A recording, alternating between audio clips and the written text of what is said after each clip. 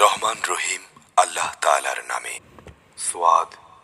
উপদেশ ভরা কোরআনের শপথ, তুমি অবশ্যই আল্লাহ তাআলার রাসূল। কিন্তু কাফেররা তাদের অধ্যত্ব ও গোঁড়ামিতে ডুবে আছে। এদের আগে আমি কত জনপদকে ধ্বংস করে দিয়েছি।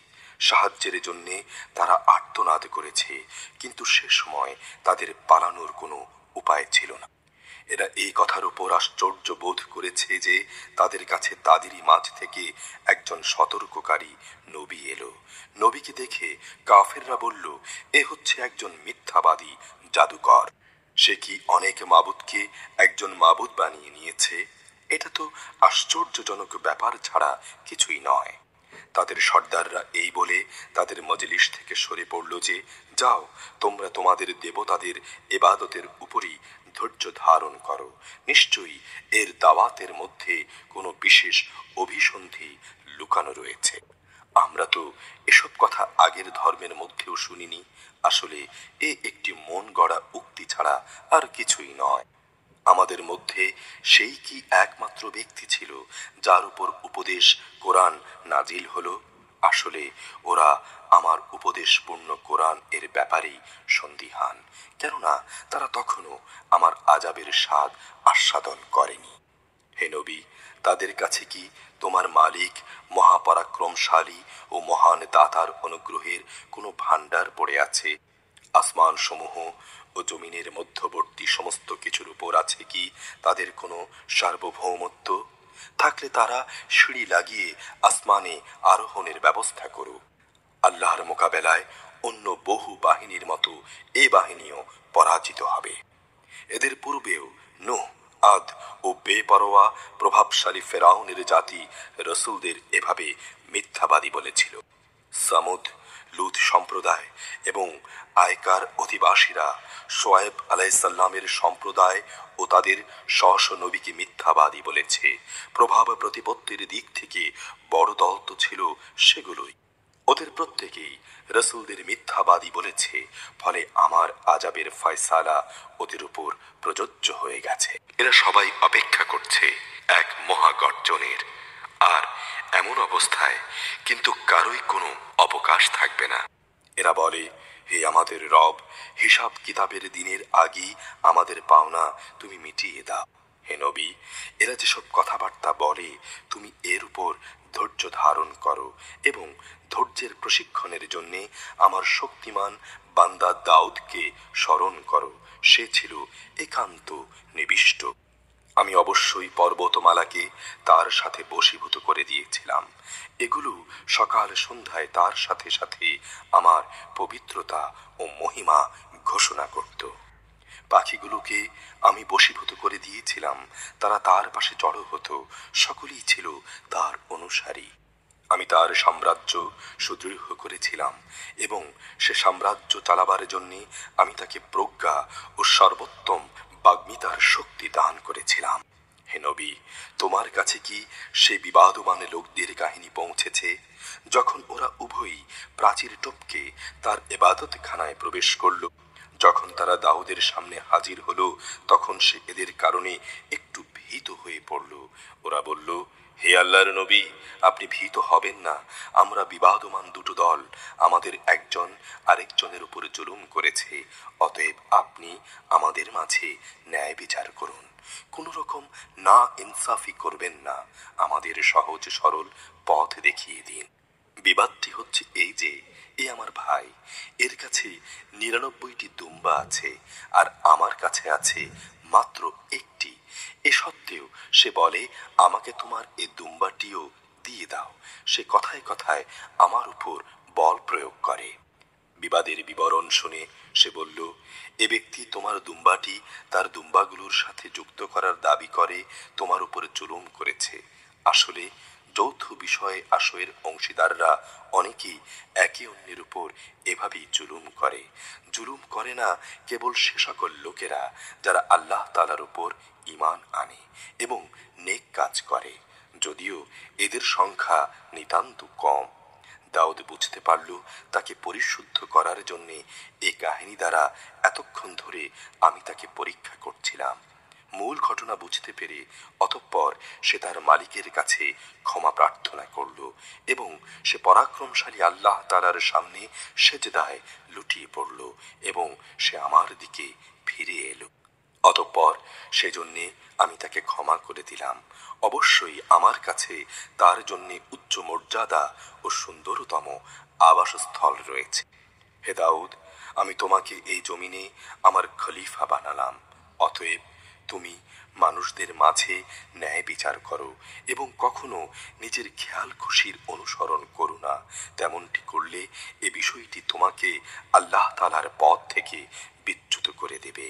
আর অবশ্যই যারা আল্লাহ তাআলার পথ থেকে বিচ্যুত হয়ে যায় তাদের জন্যে কঠিন শাস্তি রয়েছে, কেননা তারা মহা বিচারের দিনটিকে ভুলে গেছে।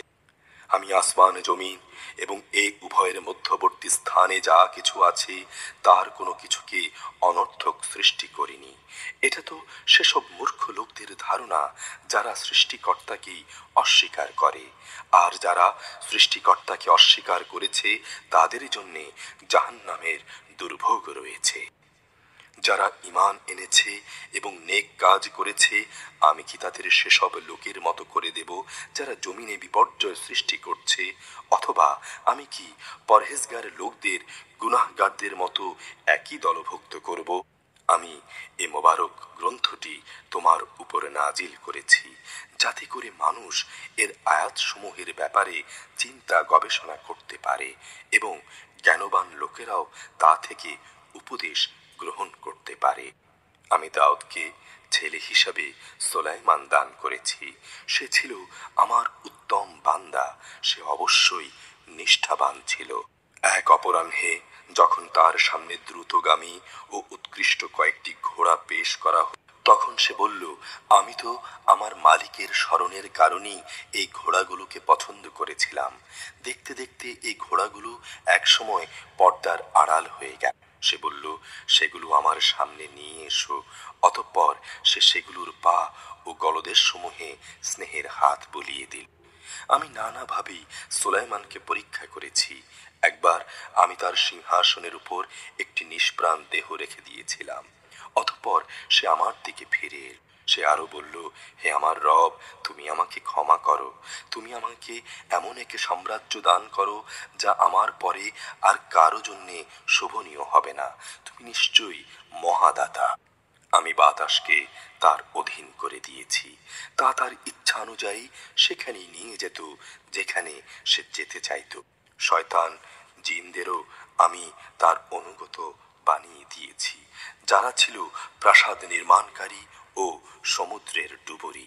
শৃঙ্খলিত আরো অনেককেও আমি তার অধীন করে দিয়েছিলাম। আমি বললাম, এ সবই হচ্ছে আমার দান, এ থেকে তুমি অন্যদের কিছু দাও কিংবা নিজের কাছে রাখো, এগুলো সবই হচ্ছে হিসাব ছাড়া। অবশ্যই তার জন্যে আমার কাছে রয়েছে উঁচু মর্যাদা ও সুন্দর নিবাস।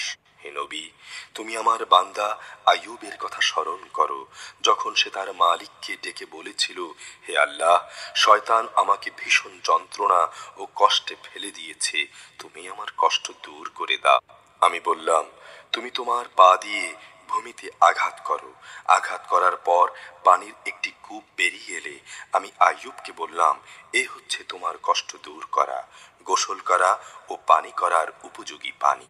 আমি তার সাথে তার পরিবার পরিজন ও তাদের মতো আরো লোকদের একই পরিমাণ অনুগ্রহ দান করলাম। এটা ছিল আমার পক্ষ থেকে রহমত ও জ্ঞানবান মানুষদের জন্য উপদেশ।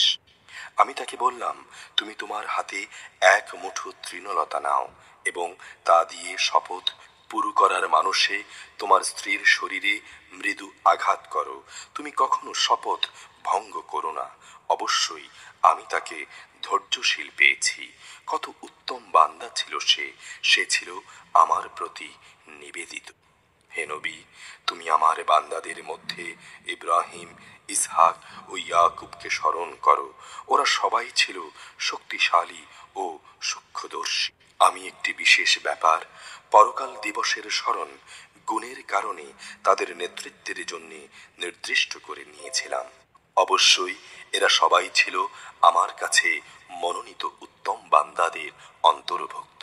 হে নবী, তুমি স্মরণ করো ইসমাইল, ইয়াসা ও জুল কিফলের কথা। এরা সবাই ভালো মানুষের অন্তর্ভুক্ত ছিল। এ হচ্ছে মহৎ একটি উপদেশ। অবশ্যই পরহেজগার লোকদের জন্য পরকালে উত্তম আবাসের ব্যবস্থা রয়েছে। সে উত্তম আবাস হচ্ছে চিরস্থায়ী এক জান্নাত, যার দরজা হামেশাই তাদের জন্য উন্মুক্ত থাকবে। সেখানে তারা আসীন হবে হেলান দিয়ে। সেখানে তারা পর্যাপ্ত পরিমাণ ফলমূল ও পানীয় সরবরাহের ফরমায়েশ দেবে। তাদের পাশে থাকবে আনত নয়না সমবয়স্কা তরুণীরা। হে ইমানদাররা, এ হচ্ছে সেসব নিয়ামত বিচারের দিনের জন্যে তোমাদের যার প্রতিশ্রুতি দেয়া হচ্ছে। অবশ্যই এ হচ্ছে আমার দেয়া রেজেক, যা কখনো নিঃশেষ হবে না। এ হচ্ছে নেককারদের পরিণাম।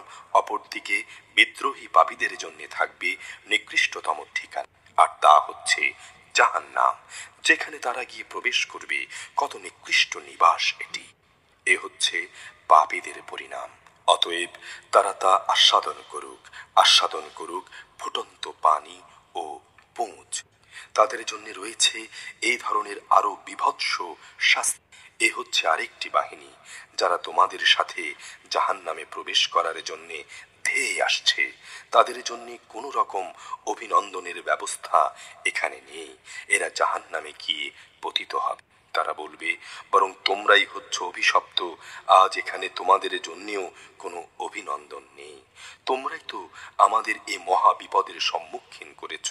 কত নিকৃষ্ট তাদের এই আবাসস্থল।